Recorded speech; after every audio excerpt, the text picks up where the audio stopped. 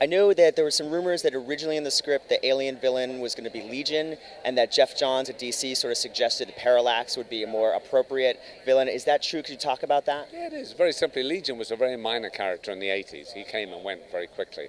And Parallax, of course, a much bigger character. And because Parallax is the epitome of fear, then that's what we based our character on. So we just simply transferred Legion to Parallax, I think, because it was a much more known character and fitted into the fear v willpower kind of story.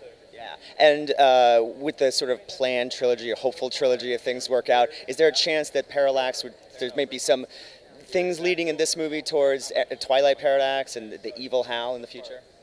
Look, they all go. I mean, let's face it, Carol becomes Sapphire, and Sinestro becomes who he is, and we all know those stories. And that's the great thing about this series is you can go there with all those people. Unlike Superman, and which is very limited as to what you can do. This is endless. And the great thing is that the characters we see to begin with, who are good people and straightforward characters, of course, gradually start to turn and become evil or go across to the dark side. I mean, that's such great potential for future movies, Yeah, and who are some of the supporting characters? I mean, are we going to see the Guardians and Guy Gardner and Jon Stewart?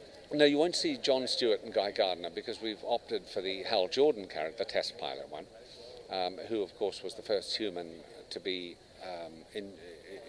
inducted because of the death of Abin Sur. So that's why we went with that story. But who knows? Guy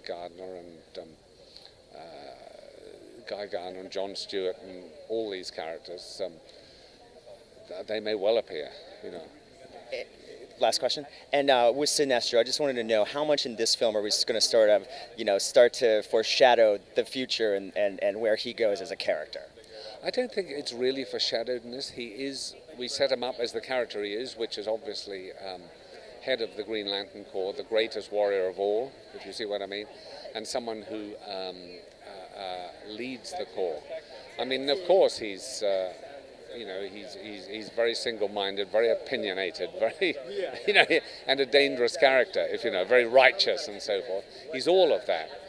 So beyond that, that's what he is.